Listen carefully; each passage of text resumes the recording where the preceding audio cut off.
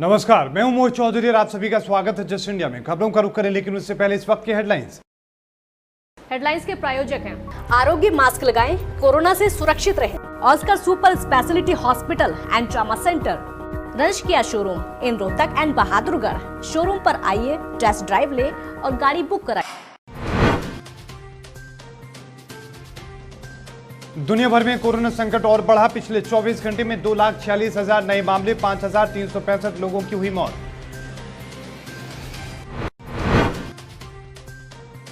हरियाणा में corona virus के 7 और मौतें। संक्रमण के 793 नए मामले आए सामने। 35,000 से ज्यादा हुई संक्रमितों की संख्या।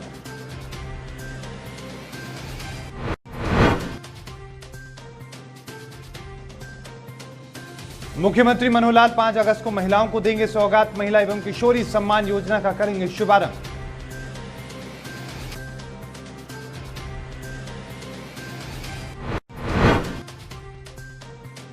और कुरुक्षेत्र के हॉकी स्टेडियम पहुंचे खेल राज्य मंत्री संदीप सिंह। नए युवा खिलाड़ियों में संदीप सिंह ने भरा जोश।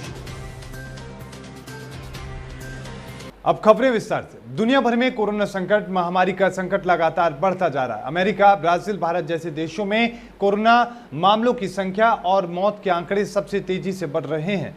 दुनिया भर में पिछले 24 घंटे में 2,46,000 नए मामले सामने आए हैं, जबकि 5,365 लोगों की मौत हो चुकी है। अब तक 1,80,00,000 से ज्यादा संक्रमण के मामले सामने आ चुके हैं, जबकि 6,87,000 से ज्यादा लोगों की जान जा चुकी है। वहीं इस बीमारी से ठीक होने वाले मरीजों का आंकड़ा 1,13,00,000 के पार पहुंच चुका है। दुनिया भर में अभी भी 60 लाख एक्टिव केस हैं और इनका इलाज जारी है। अमेरिका अभी भी कोरोना से सबसे ज्यादा प्रभावित देशों की लिस्ट में सबसे ऊपर है। यहां पर अब तक 47,63,000 से ज्यादा लोग संक्रमण के शिकार हो चुके हैं, जबकि 1,57,000 से ज्यादा लोगों की जान जा चुकी है। अमेरिका में पिछले 24 घंटे में 58,000 से ज्यादा नए केस आए हैं, जबकि 1,102 लोगों की मौत हुई है। वहीं ब्राजील में भी कोरोना का कहर बरकरार है। ब्राजील में संक्रमण के 24 घंटे में 42,000 नए मामले और सामने आए हैं। हरियाणा में कोविड-19 के कारण 7 और मौतें दर्ज की गई, जबकि संक्रमण के 793 नए मामले सामने आए हैं और इसी के साथ राज्य में संक्रमितों की संख्या 35,758 पहुंच चुकी है। राज्य के स्वास्थ्य विभाग के बुलेटिन के अनुसार जानकारी मिली है कि बुलेटिन के अनुसार फरीदाबाद में 3 मौतें आई हैं सामने, जबकि गुरुग्राम में 1 और व्यक्ति की मौत हो चुकी है। कुरुक्षेत्र में 2 और पानीपत में 1 मरीज की मौत हुई है। इसके साथ ही हरियाणा में कोविड-19 से जान गंवाने वाले लोगों की संख्या 428 हो चुकी है, जिसमें से 134 और मौतें दर्ज की गई हैं।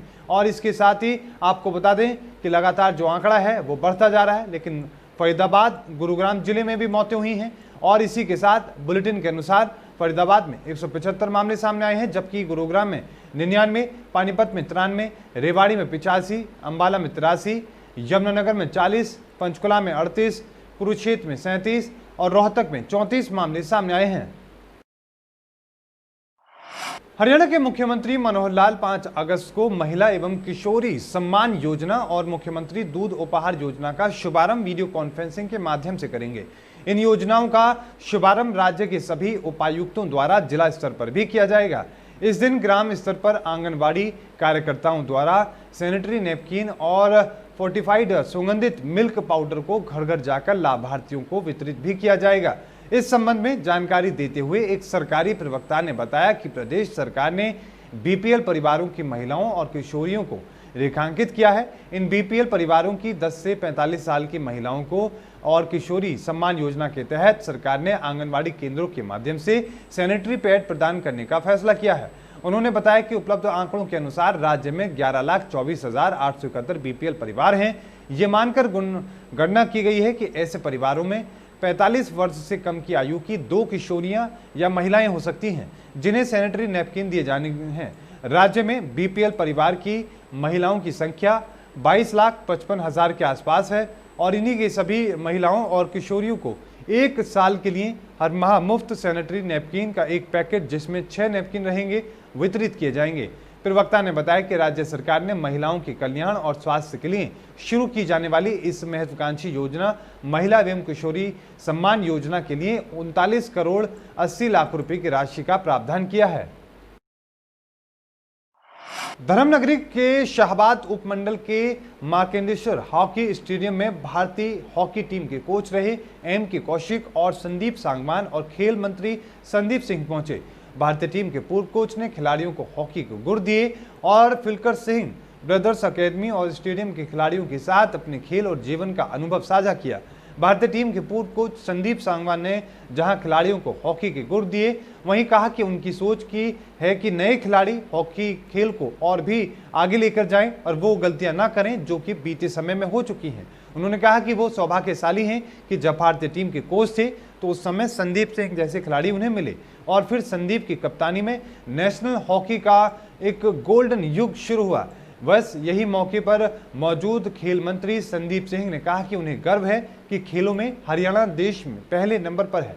उन्होंने कहा कि इस गरिमा को बरकरार रखने के लिए हर तरह के खेलों से जुड़े और अपने समय के प्रसिद्ध खिलाड़ियों और उनके जो कोच हैं उनको आगे लाया जाएगा और उनके अनुभव का लाभ नए खिलाड़ियों को दिया जाएगा। उन्होंने खिलाड़ियों को प्रेरित भी किया और गुरुजन सदैव आदरणीय हैं और उनके हमेशा ही उनसे सीखने का मौका मिलता है, इसलिए वो एम के कौशिक और संदीप सांगवान का आभार व्यक्त करते हैं जिन्होंने शाहबाद के हॉकी स्टेडियम में पहुंचकर हॉकी खिलाड़ियों को अनुभव का लाभ दिया है। देखिए, स्पोर्ट्स को डेवलप करना ही हमारा मेन उद्देश्य है, चाहे वो कोई भी गेम हो। Being a sports minister of Haryana, एक चीज़ मेरे जहन में रहती है कि जो हमारे दिग्गज रहे हैं, चाहे वो खिलाड़ी चाहे वो कोच, उनको अपने स्पोर्ट्स के साथ जुड़ के रहना चाहिए। और क्योंकि वो आइडियल होते हैं, एक गुरु जो होता है और एक आइडियल जो होता है वही बच्चों का उद्देश्य होता है कि उनके जैसा बनना।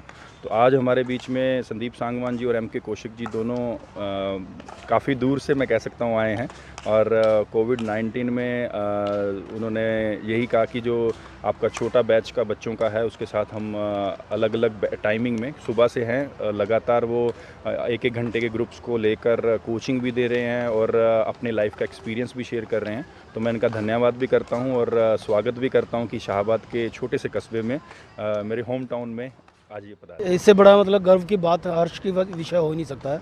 दूसरा सरदार सिंह, ये दो हमारी शान इसलिए मैं बोल रहा हूँ, जब ये दोनों कैप्टन थे टीम के, जब हमारी टीम जीती थी। और एक एक्सपीरियंस की बात मैं ये शेयर करना चाह रहा हूँ कि जब स्टार्ट हुआ था, जब ये हम गए थे, क्योंकि हरियाणा का तब तक इमेज इतनी अच्छी नहीं थी नेशनल सीनियर लेवल पे कि उसको कोई सीरियसली ले। और लकीली मैं बहुत लकी फील करता हूँ क्योंकि ये दोनों जब मेरे टीम में आए, मेरा हौसला और मेरी टीम का हौसला वैसे ही बढ़ गया था। और इन दोनों ने अपने कंधे पे ली सारी जिम्मेवारी। दोनों कैप्टन थे। रोटेशन में एक मैच में संदीप सिंह जी और एक मैच में सरदार सिंह जी दोनों कैप्टन होते थे।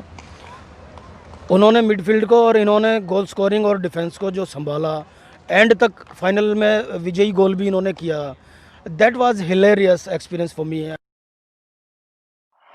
5 अगस्त को छात्र संगठन इंसो के स्थापना दिवस पर एक ऑनलाइन रैली का आयोजन किया जाएगा जिसमें देश प्रदेश से लाखों युवा हिस्सा ले सकेंगे।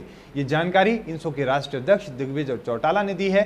उन्होंने कहा कि इंसो के 18वें 2 दिवसीय स्थापना दिवस कार्यक्रम को लेकर आज कार्यक्रम के सभी जिला प्रभारियों के साथ बैठक कर उनकी ड्यूटी लगा दी गई है। उन्होंने कहा कि इस बार का स्थापना दिवस ऐतिहासिक रहेगा और समाज सेवा के नए आयाम स्थापित करेगा। दिग्विजय सिंह चौटाला ने कहा कि स्थापना दिवस के दिन कोरोना महामारी को देखते हुए इंसो एक जगह पर कार्यकर्ताओं की भीड़ इकट्ठा करने के बजाय लाखों युवाओं को एक ऑनलाइन रैली के माध्यम से जोड़ेगी, जिसमें इंसो संस्थापक डॉक्टर अजय सिंह चौटाला संबोधित करते हुए युवाओं को अपना संदेश देंगे। इस ऑनलाइन रैली में उप मुख्यमंत्री दुष्यंत चौटाला, जेजेपी प्रदेश अध्यक्ष सरदार निशांत सिंह और कई वरिष्ठ नेता मौजूद रहेंगे। उन्होंने कहा कि इसी दिन 5 अगस्त को इंसो के साथ ही प्रदेश भर के शहर, गांव, कस्बे आदि में जाकर ट्रैक्टर स्प्रे मशीन से सैनिटाइज करने का काम करेंगे और घर घर मास्क, सैनिटाइज आदि का वितरण करेंगे ताकि प्रदेश को कोरोना महामारी से मुक्ति दिलाई जा सके।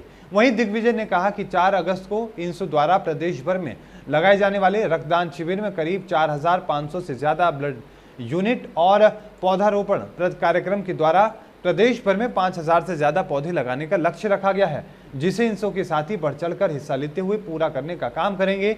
इंसो के राष्ट्रीय अध्यक्ष ने कहा कि इंसो के स्थापना दिवस को सफल बनाने के लिए इंसो प्रभारी रणधीर चीका और इंसो प्रदेश अध्यक्ष प्रदीप देसवाल को महत्वपूर्ण जिम्मेदारी सौंपी गई है। राज्यसभा सांसद अमर सिंह का निधन हो गया, जिसके बाद पूरे देश में शोक की लहर उमड़ पड़ी, जिस पर देश भर में अमर सिंह के निधन पर शोक व्यक्त करना शुरू कर दिया। अब ऐसे में भिवानी के समाजसेवी वेदपाल तंवर ने भी शोक व्यक्त किया है। समाजसेवी वेदपाल तंवर और राज्यसभा सांसद अच्छे मित्र रहे हैं और दोनों ने साथ में कई मुद्दों की आवाज को उठाया है। आज अमर सिंह के निधन पर वेदपाल तंवर ने शोक व्यक्त करते हुए अपने पुराने दिनों को याद किया और बताया कि किस तरह से अमर सिंह उनके साथ समाज सेवा का काम करते रहे हैं। आज उनके जाने से देश ने एक बड़े नेता को खो दिया है। आपको बता दें कि राज्यसभा सांसद अमर सिंह का 64 साल की उम्र में निधन हो गया। सिंगापुर के अस्पताल में उन्होंने आखिरी सांस ली है, जहां लंबे समय से उनका इलाज चल रहा था। वे काफी दिनों से बीमार थे। अमर सिंह का किडनी ट्रांसप्लांट भी हुआ था। वो पिछले 1.5 महीने से आईसीयू में ही भर्ती थे। कुरुक्षेत्र की नरवाना ब्रांच किरमिचहैट से एक युवक का शव मिलते ही आसपास के क्षेत्र में सनसनी फैल गई। गोताखोर प्रगट सिंह ने इस मामले की सूचना पुलिस को दी। पुलिस ने मौके पर पहुंचकर जांच पड़ताल शुरू की। गोताखोर प्रगट सिंह और उनकी टीम ने शव को नहर से पुलिस की मौजूदगी में बाहर निकाला। वहीं डीएसपी राजकुमार वालिया भी वहां पर मौजूद रहे। शव की हालत इस कदर खराब हो चुकी थी कि पहचानना मुश्किल था।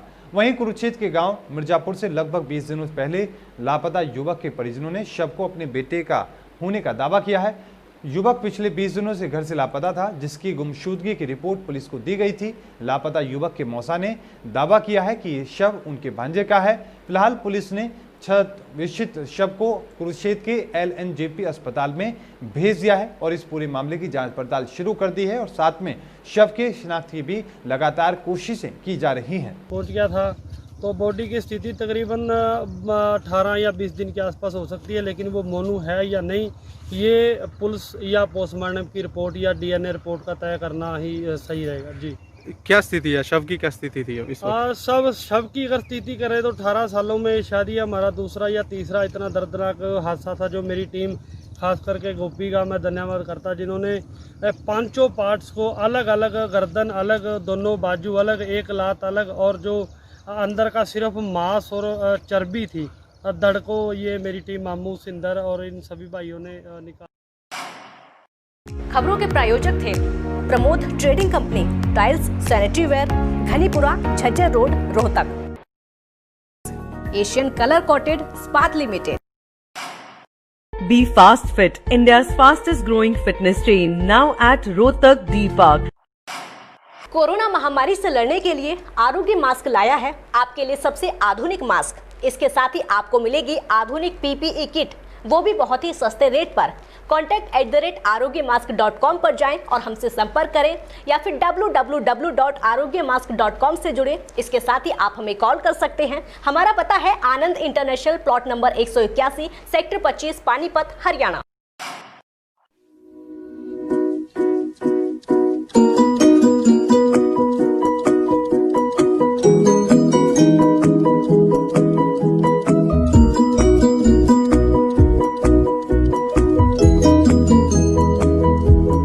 मेडिफिल इंटरनेशनल, 7 शीतल कॉम्प्लेक्स, सुभाष नगर, रोहतक।